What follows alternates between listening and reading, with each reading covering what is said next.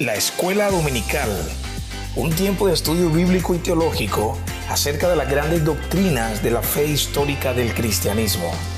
Te invitamos a que te unas a la comunidad que escucha lo que la iglesia ha confesado históricamente y lo compartas con tus familiares y con tus amigos. Estas enseñanzas son impartidas por maestros locales de la Iglesia Reformada Calvary en la ciudad de Santa Marta, Colombia.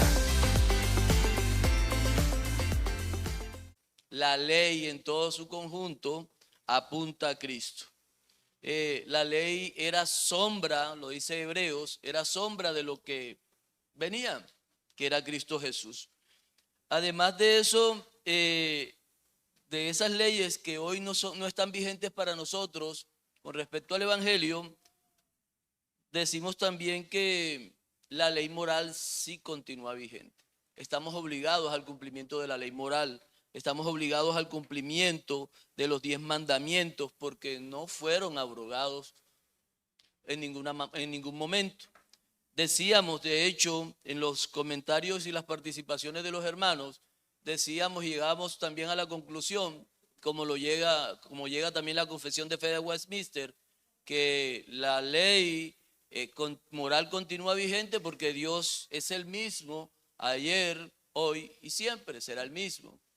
En ese sentido Dios no cambia, es inmutable y por lo tanto lo que entregó como ley moral para que fuera una guía para el hombre continúa vigente por esa misma situación. Hoy vamos a trabajarlo la sección 6 y la sección 7. A los hermanos que tienen los libros los invito a que continúen con la lectura de la sección 6, que es un tanto extensa, y la sección 7. Voy a leerla un poco lentamente para que podamos procesar toda la información que está sobre todo en la sección 6. Dice, sección 6, aunque los verdaderos creyentes no están bajo la ley como un pacto de obras para ser justificados o condenados por ella, sin embargo, es de gran utilidad para ellos como también para otros en cuanto a que la ley, como una regla de vida que les informa acerca de la voluntad de Dios y de su deber, les dirige y les obliga a caminar de acuerdo con ella, descubriéndoles también las contaminaciones pecaminosas de su naturaleza, de sus corazones y de sus vidas, de manera que examinándose mediante la ley, lleguen a una más completa convicción de humillación y aborrecimiento debido a sus pecados, junto con una visión más clara de la necesidad que tienen de Cristo y de la perfección de su obediencia. Es igualmente de utilidad a los regenerados para restringir sus corrupciones, ya que prohíbe el pecado y sus amenazas sirven para mostrarles lo que aún merecen sus pecados y cuáles son las aflicciones que les esperan por causa de ellos en esta vida. Pese a que están libres de la maldición con que les amenaza la ley, de la misma manera, las promesas de la ley les muestran la aprobación de la obediencia y qué bendiciones pueden esperar cuando la cumplen, pero no como debido a ellos por la ley, como pacto de obras.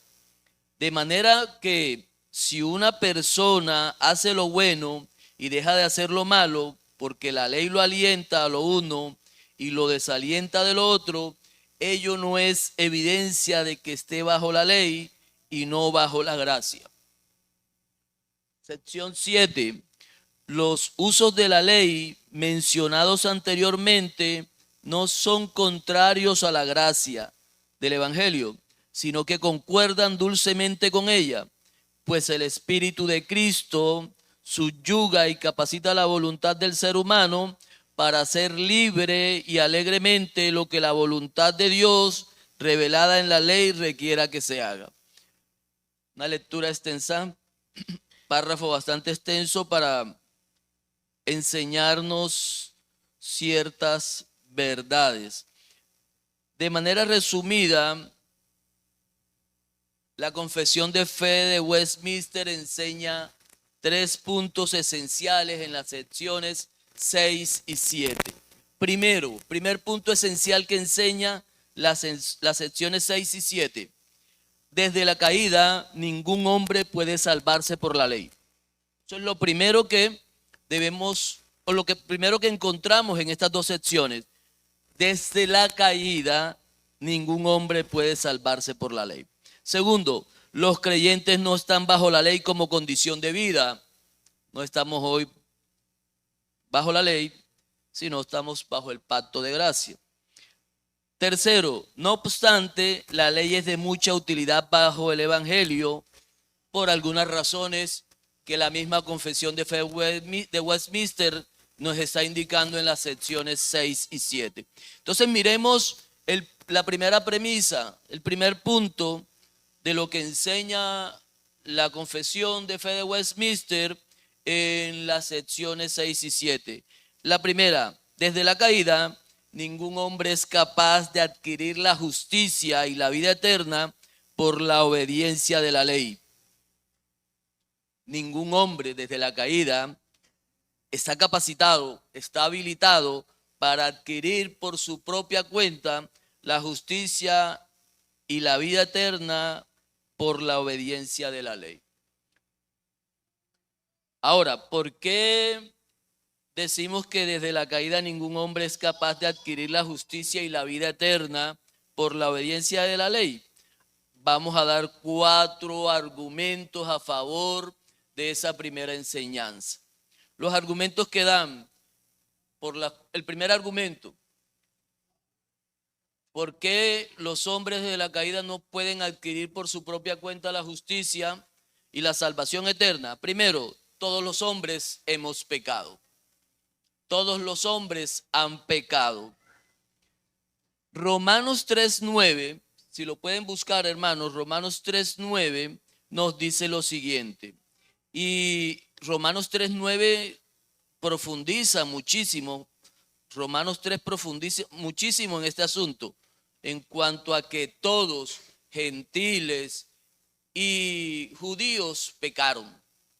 Si recuerdan, la carta a los romanos empieza poniendo a todos como pecadores. En el capítulo 1 nos dice que todos somos conscientes de las cosas que Dios, o de la presencia de Dios, porque lo que la naturaleza muestra es a Dios mismo. Pero aún así los hombres prefirieron poner su corazón en las criaturas antes que en el Creador. Y luego en Romanos 2, Pablo argumenta en contra de los gentiles diciendo que pecaron. Y en el capítulo 3 ahora argumenta en contra de los judíos. En pocas palabras, lo que Pablo estaba haciendo era poner a todos como pecadores, diciendo todos hemos pecado y todos merecemos la condenación. Romanos 3:9 nos dice, voy a leer aquí unos apartes, o Romanos 3, algunos apartes de Romanos, nos dice, ¿qué pues? ¿Somos nosotros mejores que ellos? En ninguna manera, pues ya hemos acusado a judíos y a gentiles que todos están bajo pecado, como está escrito. Y a continuación, el apóstol Pablo comienza a hacer unas citas de los Salmos y de unos textos en Isaías. El primero nos dice, no hay justo ni aun uno, no hay quien entienda, no hay quien busque a Dios, todos se desviaron, a una se hicieron inútiles, no hay quien haga lo bueno, no hay ni siquiera uno. Pablo está citando ahí en ese estrecho margen, está citando el Salmo 14 y el Salmo 53. Para decir que los judíos habían pecado. Y es más, aquí nos está diciendo que delante de los ojos de Dios, o a los ojos de Dios, todos los hombres éramos pecadores, todos los hombres somos pecadores. Por esa razón, como todos los hombres somos pecadores, nosotros no podemos adquirir o obtener la salvación y la vida eterna o la justicia por cuenta propia, porque no pudimos cumplir la ley.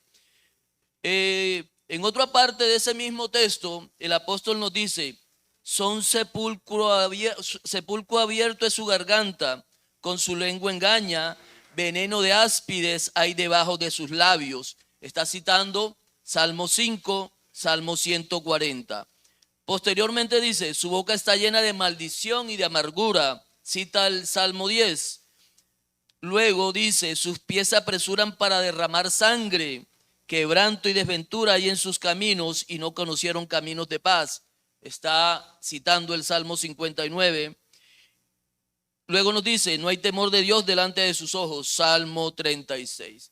En ese fragmento de Romanos 3, Pablo está poniendo contra las cuerdas a los judíos, diciéndole, ustedes también pecaron. Todos somos pecadores, por cuanto todos pecamos. Desde Adán hacia adelante, todos somos pecadores. Entonces, una de las razones o de los primeros argumentos que expone la Confesión de Fe de Westminster, diciendo, los hombres no podemos alcanzar la justicia por obediencia de la ley, ni la vida eterna, porque todos hemos pecado. Y Romanos es una prueba, es la palabra de Dios, es la inspiración del Espíritu Santo que llega al apóstol Pablo y nos dice a todos los hombres, todos han pecado. Otro de los argumentos que da la Confesión de Fe de Westminster, que está reforzado luego, posteriormente con los textos de la Biblia, de las Escrituras, nos dice que el segundo punto por el cual no podemos ser justos por nuestras propias obras, ni podemos alcanzar la salvación eterna por obediencia de la ley, es que la naturaleza nuestra está corrompida. Nuestra naturaleza es corrupta. Desde la caída nuestra naturaleza es corrupta, está corrompida. Romanos 5:12 nos dice, por tanto, como el pecado entró en el mundo por un hombre y por el pecado la muerte, así la muerte pasó a todos los hombres por cuanto todos pecaron.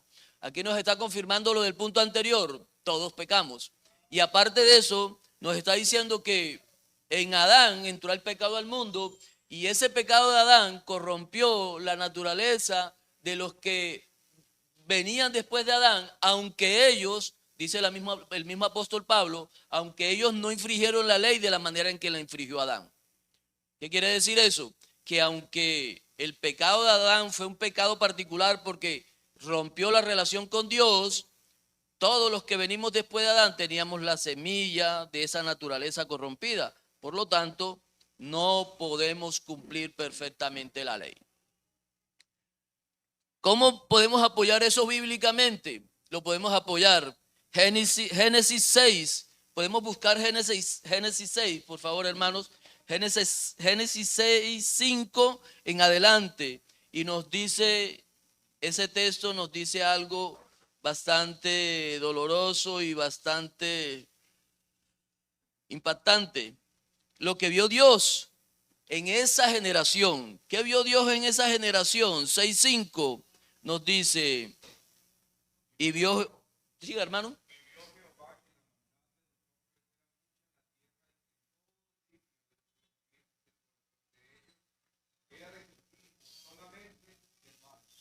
Los pensamientos, mucha maldad de los hombres en la tierra y los pensamientos y el corazón de los hombres en esa generación posterior a Adán era de continuo al mal. Ahora, diremos nosotros, pero eso fue en los tiempos de Noé. Pero es que después de los tiempos de Noé continuamos de continuo al mal y de continuo el corazón está inclinado al mal. Por eso Dios destruyó esa generación. Ahora, ¿qué nos dice? Si vemos ahí en Génesis 11, miremos que dice, y se corrompió la tierra delante de Dios y estaba la tierra llena de violencia. Y miró Dios la tierra y aquí que estaba corrompida porque toda carne había corrompido su camino sobre la tierra. Dijo pues Dios a Noé, he decidido el fin de todo ser porque la tierra está llena de violencia y a causa de ellos, he aquí yo los destruiré con la tierra.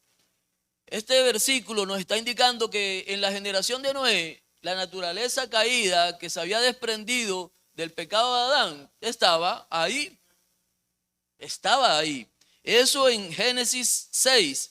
Pero si nosotros nos vamos a Salmo 53, vamos a ver que la generación del Salmo 53 también está en el mismo, con la misma naturaleza corrompida. ¿Qué dice el Salmo 53? Dice: el necio en su corazón, no hay Dios. Se han corrompido e hicieron abominable maldad. No hay quien haga el bien. Dios desde los cielos miró sobre los hijos de los hombres para ver si había algún entendido que buscara a Dios. Pero ¿qué pasó? Cada uno se había vuelto atrás. Todos se habían corrompido. No hay quien hiciera lo bueno. Eso es la generación del Salmo 53. Y si nos vamos a la generación de Isaías, ¿qué dice? Oh gente pecadora, Isaías 1:4, pueblo cargado de maldad, generación de malignos, hijos depravados, dejaron a Jehová, provocaron a la ira del Santo de Israel, se volvieron atrás. La naturaleza caída y el pecado en la humanidad en la generación de Isaías. Pero que vemos antes de esas generaciones, la del Salmo 53 y la de Isaías, en Éxodo 32, dice lo siguiente Moisés, o le dice Dios a Moisés: anda, desciende, porque tu pueblo que sacaste de la tierra de Egipto se ha corrompido. ¿Cuánto llevaban? Después de haber salido de la tierra de Egipto, estaban en el Sinaí, y el pueblo no permaneció en el Sinaí mucho tiempo. Ya a los pocos días de estar en el Sinaí ya se habían hecho un becerro de oro. Y habían visto las maravillas y los prodigios con que Dios los sacó de Egipto. Pero la naturaleza caída les impedía obedecer la ley que Dios les había entregado unos días antes. Unos días antes les había entregado la ley, y en Éxodo 32 ya está diciendo: desciende porque ese pueblo se ha corrompido. Se han hecho un becerro de fundición y lo han adorado, y le han ofrecido sacrificios y han dicho: Israel, estos son tus dioses que te sacaron de la tierra de Egipto. Vemos que unos días después de la entrega de la ley ya el pueblo estaba apartado de Dios, del Dios que los había libertado. Pero ¿qué sucede con la generación de Oseas? Oseas 9, busquemos qué sucede en esa generación. Vinieron los días del castigo. La generación de Oseas está muy cerca de la de Isaías, está antes, en los tiempos del reino del norte todavía, y nos dice, mucho antes de Isaías: vinieron los días del castigo, vinieron los días de la retribución, e Israel lo conocerá. Necio es el profeta, insensato es el varón de espíritu. O sea, mire que aquí ni el profeta ni el varón que se decía espiritual estaban en los caminos de Dios. Pero ¿qué dice más? Además de eso: a causa de la multitud de tu maldad y grande odio, son insensatos y son necios. Además dice Dios, eso es Oseas 9, 7 al 9.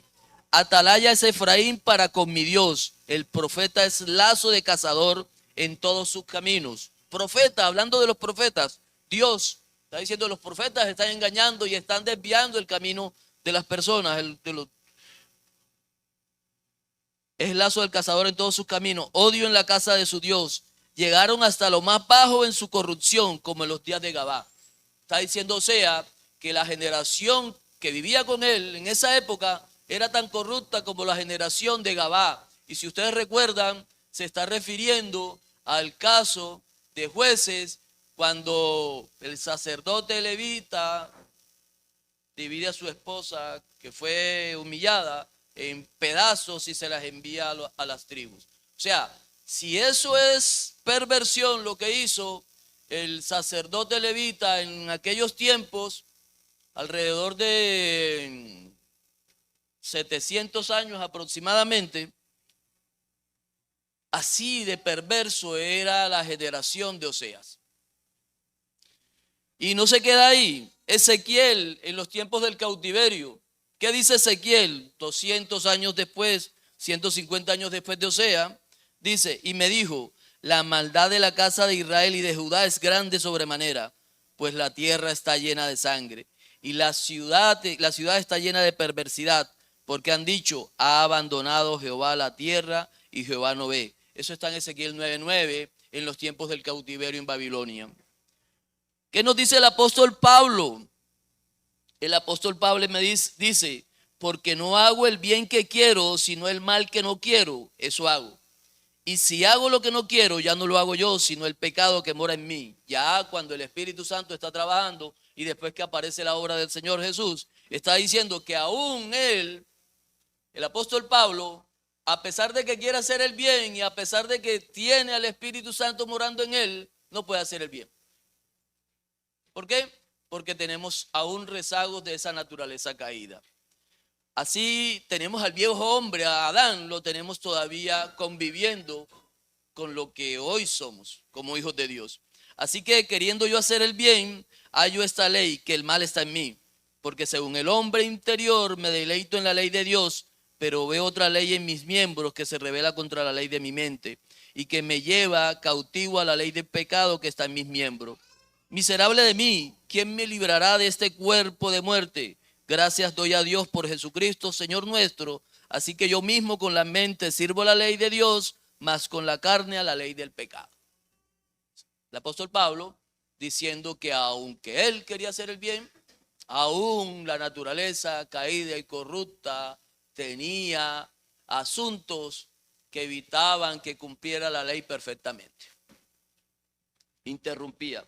Tercer argumento que da la Confesión de Fe de Westminster, apoyado en las Escrituras, para decir que no podemos alcanzar la salvación por nuestra propia cuenta. Dice, la ley exige una obediencia perfecta y perpetua. Ninguno de nosotros podemos obedecer la ley perpetuamente ni perfectamente. Y eso sabemos que el único que obedeció la ley perfectamente, que se humilló hasta lo sumo, fue el Señor Jesús. Entonces, no podemos salvarnos ni justificarnos porque la ley exige una obediencia perfecta y perpetua y nosotros no la podemos hacer. De hecho, en el camino acá ya hicimos miles de cosas que nos llevaron a errar en la ley de Dios.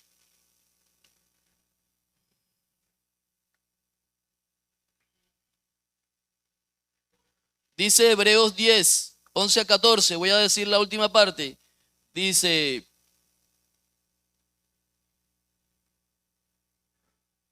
pero Cristo, habiendo ofrecido una vez para siempre un solo sacrificio por los pecados, se ha sentado a la diestra de Dios, de ahí en adelante, esperando hasta que sus enemigos sean puestos por estrado de sus pies.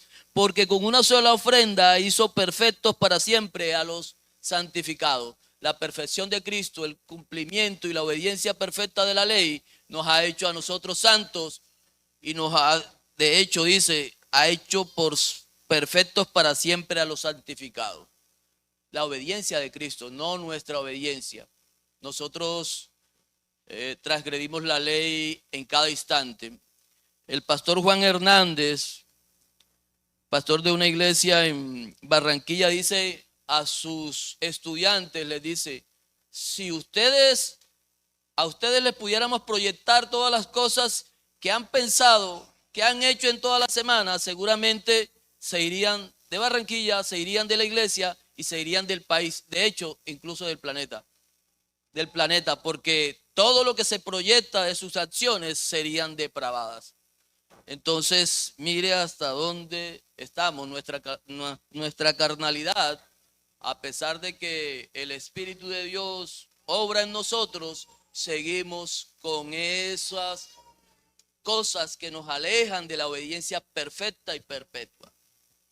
Ahora, cuarto argumento, si la justicia, para decir que no podemos alcanzar la justicia por las obras o por el cumplimiento de la ley, si la justicia fuera por la ley, el sacrificio de Cristo sería en vano. O sea, si nosotros pudiéramos alcanzar la perfección, si nosotros pudiéramos obedecer la ley perfectamente, si nosotros pudiéramos alcanzar la justicia por nuestras propias obras, el sacrificio de Cristo en la cruz sería en vano. ¿De qué sirve el sacrificio de Cristo si nosotros podemos alcanzar la salvación eterna por nuestros propios medios? O sea, de nada serviría todo lo que nos enseña Génesis, desde Génesis 3:15 hasta el último libro hasta Malaquías. Y todo el Nuevo Testamento de nada serviría todas esas cosas porque nosotros podemos ser justos por nuestras propias obras. Entonces, de nada sirvió, o sea, ¿para qué el Señor murió en la cruz si nosotros podíamos ser justos por nuestras propias obras? Murió en vano el Señor entonces. Pero sabemos que no murió en vano. Murió por nosotros porque no podíamos alcanzar esa justicia por nuestra propia cuenta. Y no podíamos obedecer la ley perfectamente. Gálatas 2:21 al final nos dice: no desecho la gracia de Dios, pues si por la ley fuese la justicia, entonces por demás murió Cristo. Si nosotros creemos, como piensa el mundo, que podemos alcanzar la justicia y la salvación por nuestras propias obras, estamos desechando la obra de Cristo Jesús y estamos pecando, hermano. Si usted piensa de esa manera, está pecando, hermano. Ya perdió la salvación, porque está dudando de la obra maravillosa y majestuosa de Cristo Jesús en la cruz. Dios mismo descendiendo a la altura del hombre para salvarlo. Entonces, si nosotros decimos y nos creemos, porque nos creemos, ahí está el problema, nos creemos justos en nuestra propia opinión y creemos que no somos pecadores y pensamos que somos mejores que los que pasan por allá, pero somos igual de perversos a los que pasan por el frente. Si usted llega con ese orgullo acá, hermano, pensando de que sus obras son mejores que las de los que están en la calle y mejores de los que los hermanos que están a su lado, está perdiendo el tiempo, mi hermanito. Estamos perdiendo el tiempo, porque lo que la palabra de Dios nos enseña es que ese orgullo tiene que morir, porque si no estamos sirviendo al orgullo, estamos sirviendo al pecado y seguimos siendo esclavos del pecado.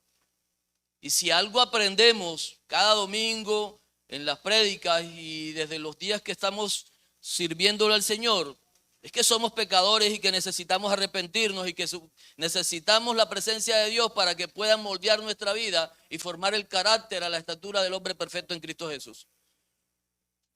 Entonces, importante tener en cuenta eso. Estamos aquí porque somos pecadores, no porque somos justos. Así lo pensé yo alguna vez, que porque iba a la iglesia ya era justo y no es cierto. Estoy aquí porque soy pecador. Segundo punto que enseña. El primer punto nos decía que desde la caída ningún hombre podía alcanzar la salvación ni la justificación por esos 4 argumentos. El primero era: todos hemos pecado. El segundo, nuestra naturaleza caída nos impide. Tercero, la obediencia es perfecta y perpetua. Y cuarto, nos dice que si nosotros podremos alcanzar esa salvación, el sacrificio de Cristo fue en vano. Segundo punto que nos enseña, que aquellos que aceptan el evangelio de Cristo no están bajo la ley, considerada como pacto de vida, sino bajo la gracia. Miremoslo de esta manera, hermano. Imaginemos que estamos secuestrados, que nos encierran en una habitación y que nos dicen cada 24 horas tiene que oprimir un botón. No sé si recuerdan la película, la serie Los, que tenían que oprimir un botón cada determinado tiempo para que todo estallara, no hubiera explosión o alguna cosa así. Los tenían encerrados en un cuarto. Si nos dijeran que nuestra vida depende de eso, ¿qué haríamos? Cada 24 horas oprimiríamos ese botón. Pero ¿qué sucede ahí? No estamos en libertad. Somos esclavos de aquel que nos está diciendo que debemos oprimir para eso. Asimismo sucede, ¿qué sucede cuando alguien llega y nos abre la puerta y salimos? Ya ahora estamos fuera de esa habitación. Ya no necesitamos oprimir ese botón, por ejemplo, para conseguir alimento, para conseguir agua o las cosas necesarias para subsistir. Salimos porque alguien nos abrió la puerta. ¿Qué sucede con la gracia? Cuando estamos bajo la ley, no podemos cumplir la ley. Bueno, como hijos de Dios, como criaturas de Dios, debemos obediencia perfecta a la ley. Dios nos manda a obedecer la ley. Pero ¿qué sucede? No podemos obedecer la ley porque somos esclavos del pecado. Como somos esclavos del pecado, nosotros entramos en desobediencia a la ley de Dios, que es pura, santa y perfecta. ¿Ok? ¿Qué sucede? Dios nos está reclamando obediencia, pero nosotros no podemos obedecer perfectamente porque somos esclavos del pecado. En otras palabras, cuando estamos bajo la ley, nosotros no podemos obedecer perfectamente porque no tenemos los recursos necesarios para obedecer la ley. O sea, es como el niño que quiere comer carne y no tiene dientes. El anciano que quiere comer carne y no tiene dientes. No la puede masticar, no la puede romper, no la puede volver pedazos. ¿Por qué? No tiene los medios. Pero si a ese anciano por alguna cosa le hacen una prótesis, ya ese anciano va a poder masticar. Cuando estamos bajo la ley, como somos esclavos del pecado y no podemos cumplir cabalmente lo que Dios nos pide, necesitamos ser liberados de esa esclavitud del pecado. Y ahí es donde entra el Señor, ahí es donde la obra de Dios, la obra de salvación se manifiesta a través de la gracia. Somos liberados y ahora en Cristo Jesús obedecemos esa ley porque ahora ya no somos esclavos del pecado. No quiero decir que no pecamos. Sí pecamos, pero ya no somos esclavos del pecado. Entonces ahora queremos obedecer la ley por amor a ese que nos ha salvado. Eso es lo que sucede con los que están bajo la ley y los que estamos bajo la gracia. En la ley no tenemos los recursos necesarios para cumplir perfectamente la ley porque somos esclavos del pecado. Pero cuando estamos bajo la gracia, Dios nos da esos recursos, nos da las herramientas, la obra de Cristo en la cruz y el Espíritu Santo que está actuando en nuestro interior hace que podamos obedecer en cierta manera la ley que Dios quiere que se obedezca. Entonces ahora sí tenemos recursos. La gracia nos ha dado esos recursos. En la ley, con la ley no tenemos recursos para cumplir la ley, pero con la gracia sí lo tenemos. Estar bajo la ley implica tener que obedecer la ley sin los recursos necesarios para hacerlo perfectamente. Ya que somos esclavos del pecado, no podemos obedecer la ley, pues nos mueve a actuar en contra de la ley. La buena noticia es que Cristo nos liberó de esa esclavitud. Ya no somos esclavos del pecado y por tanto podemos ahora cumplir la ley como Dios manda. ¿Qué nos dice Colosenses 1? Dice, con gozo, dando gracias al Padre que nos hizo aptos.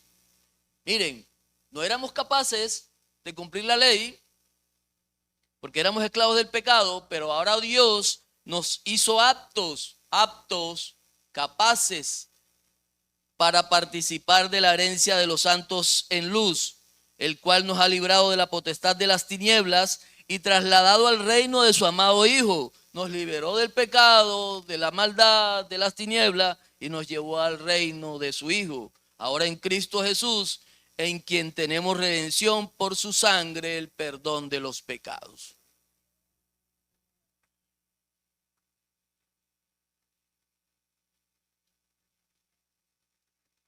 Romanos 6 dice lo mismo.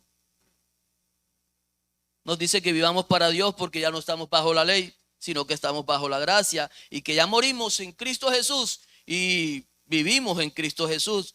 Por eso nos pide que pongamos nuestros miembros a favor de la obra que Dios ha pedido para nosotros. Dice, porque el pecado no se enseñoreará de vosotros, pues no estás bajo la ley, sino bajo la gracia.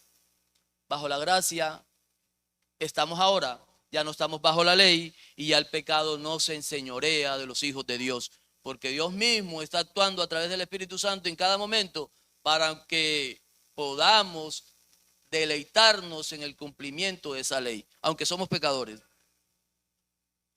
Último punto, tercer punto que nos enseña la Confesión de Fe de Westminster en estas secciones 6 y 7. Dice, no obstante que no estamos bajo la ley, estos preceptos son de mucha utilidad para los hombres. ¿Y para quién es de utilidad la ley? y el conocimiento de la ley para 4 tipos de personas. La primera, para todos los hombres en general. ¿Por qué? Porque es de utilidad para todos los hombres en general, porque es una revelación del carácter y de la voluntad de Dios. La ley es la revelación del carácter y la voluntad de Dios. Si usted alguna vez se pregunta cuál es la voluntad de Dios en mi vida, tendríamos que responder inmediatamente que no es que yo sea el empresario más conocido del mundo, o la persona más rica en el mundo, sino que obedezca en primera instancia a la ley. Eso es lo que Dios, esa es la voluntad de Dios para cada uno de nosotros. Obedezca a la ley. Buscar primero el reino de Dios y su justicia, y todo lo demás será o será añadido. Porque es una revelación del carácter y la voluntad de Dios. Levíticos 11, 44 dice: porque yo soy el Señor vuestro Dios, por tanto, consagraos y sed santos, porque yo soy santo. La ley está diciendo que debemos cumplirla porque Dios es santo. Porque además es un tipo de excelencia moral. Así como los productos que consumimos tienen unas etiquetas donde dice que se cumplen unas condiciones, tanto en azúcar, y tienen algunos, las bebidas alcohólicas dicen, tanto en alcohol no es recomendado para la salud. Esos son estándares de calidad y estándares que buscan el beneficio de los consumidores. Asimismo, la ley es un tipo de control de calidad y excelencia moral para las personas. Le dice, aquí está Dios, aquí están ustedes y esto es lo que dice Dios. Además es una regla para dirigir las acciones. En un partido de fútbol, el árbitro no pita 200 minutos porque el reglamento dice que el partido tiene 90 minutos. Entonces es una regla, al árbitro le está diciendo, el partido finaliza a los 90 minutos y si tiene que añadir un tiempo, pero no puede usted pitar un partido indeterminadamente, sin fin, porque el reglamento dice que son 90 minutos. La ley también dirige, es una regla que nos dice cuál es el camino que Dios está pidiendo que caminemos. Vaya por ese camino, está diciendo Dios, a través de esa regla.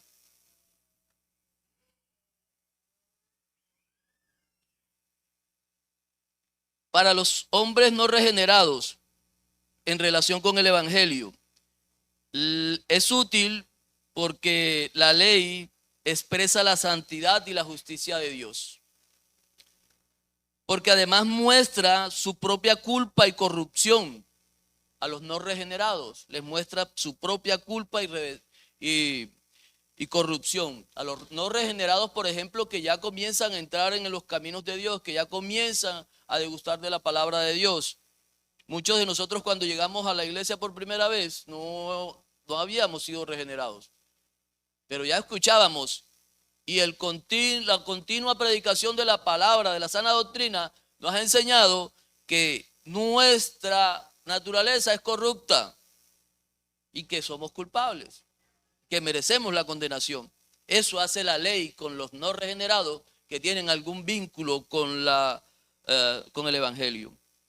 También le muestra a esos no regenerados su incapacidad para cumplir con los deberes que Dios exige y además sirve para llevar como un ayo para llevarnos a Cristo Jesús, a esos no regenerados. Yo creo que todos hemos pasado por esa época cuando llegamos a la iglesia, pero aún no hemos sido regenerados completamente o no hemos nacido de nuevo. Hemos pasado por ese momento. Eso, la ley, por medio de la obra del Espíritu Santo, utilizando la ley, nos conduce a Cristo. Recuerden que la ley apunta al Señor Jesús y a su obra. Con respecto a los pecadores incorregibles, la ley es de utilidad porque restringe las expresiones de sus malas pasiones. Ustedes han escuchado el caso de Garavito. Garavito no era más malo porque sabía que lo que hacía era malo. De hecho, si a Garavito no se vuelve famoso, seguramente hubiera hecho miles de cosas peores. Pero ¿qué sucede? La ley, el saber que lo que estaba haciendo era en contra, en algún momento tenía que haber restringido esa naturaleza corrupta y perversa que tenía. Eso hace la ley, restringe nuestras expresiones de maldad. Deja nuestra desobediencia sin excusa, no tenemos excusa para decir que hemos pecado. Vindica la justicia de Dios y nos condena. Y es una expresión de amonestación para los demás. O sea, es un ejemplo para los demás. Cuando Garavito va a la cárcel, las otras personas que gustaban hacer lo que él hacía, también decía, este fue condenado, seguramente a nosotros. Entonces restringe esas pasiones perversas y hacen que las personas sean menos perversas de lo que son. O sea, porque está restringiendo. Eso también nos espera a nosotros. Saber que vamos a ser condenados. No sé si han visto, han leído o han visto El progreso del peregrino. Al comienzo del progreso del peregrino, ustedes recuerdan que él estaba muy mal porque la condenación venía, porque la ciudad iba a ser destruida. Eso es una persona que comienza a tener conciencia de su pecado y de su culpa. Eso hace la ley. Me comienza a ser consciente de mi pecado, de mi maldad, de mi corrupción y de mi culpa. En cuanto a los hombres regenerados, la ley es un instrumento indispensable del Espíritu Santo en su obra de santificación. Nos enseña también a los regenerados la extensión de sus obligaciones para con Cristo.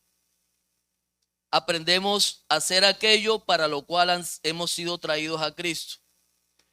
Además, la ley para los regenerados es útil porque establece en los hombres regenerados el hábito de la convicción del pecado, del arrepentimiento y de la fe. Como ahora la ley me está mostrando que soy un pecador y comienza el Espíritu Santo a obrar en mí, ahora yo acepto mi culpa y sé que necesito un Salvador. Que soy pecador, que soy culpable, que merezco la condenación y necesito ese Salvador.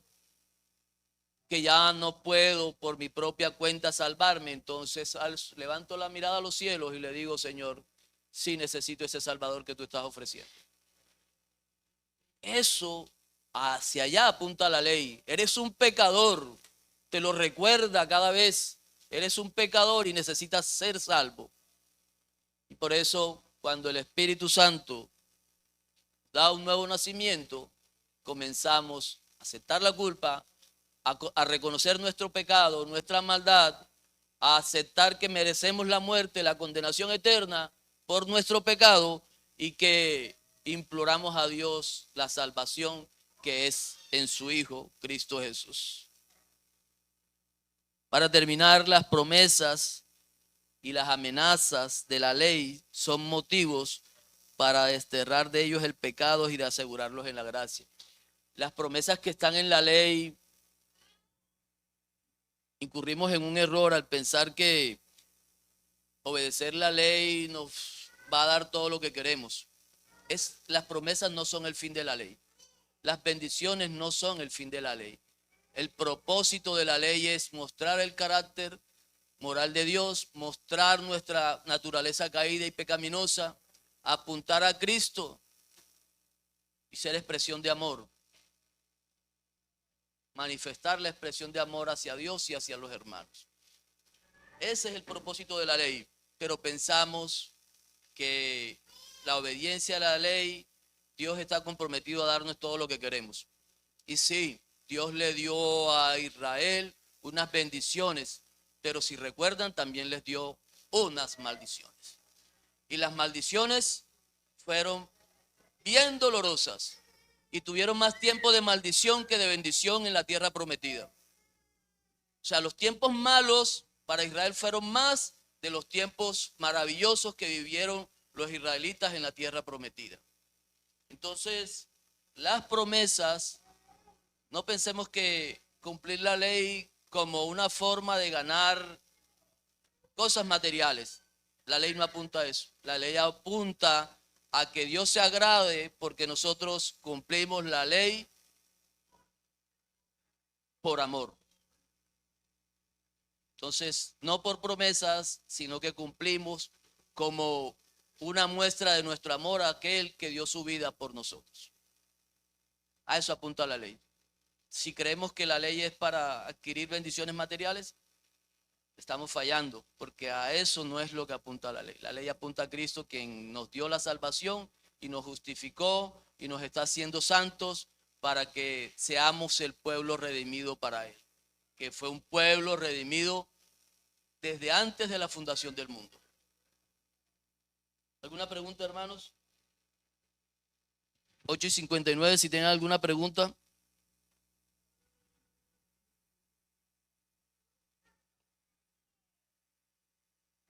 Con esto estamos terminando el capítulo de la ley de Dios.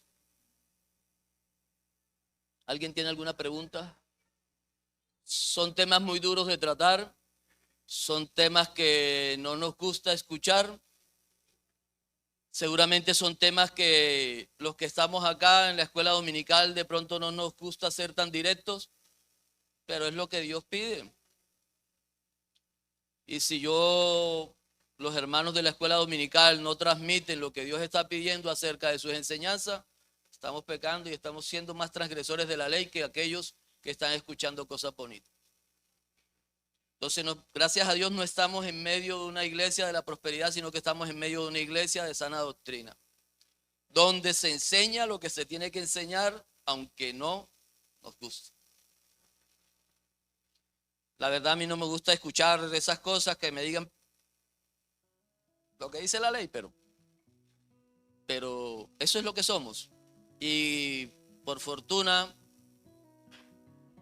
desde antes de la fundación del mundo, ya el Señor había preparado un plan de redención para todos nosotros, porque sabíamos que no íbamos a cumplir perpetua ni perfectamente esa ley. Gracias por acompañarnos en este episodio de la Escuela Dominical.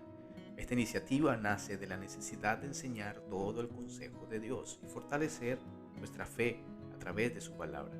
Te invitamos a seguirnos en nuestras redes sociales y a visitar nuestra página web en www.iglesiacalvary.co para más recursos y contenido edificante. Tu apoyo es fundamental para que podamos continuar con esta misión. Hasta la próxima y que Dios te bendiga.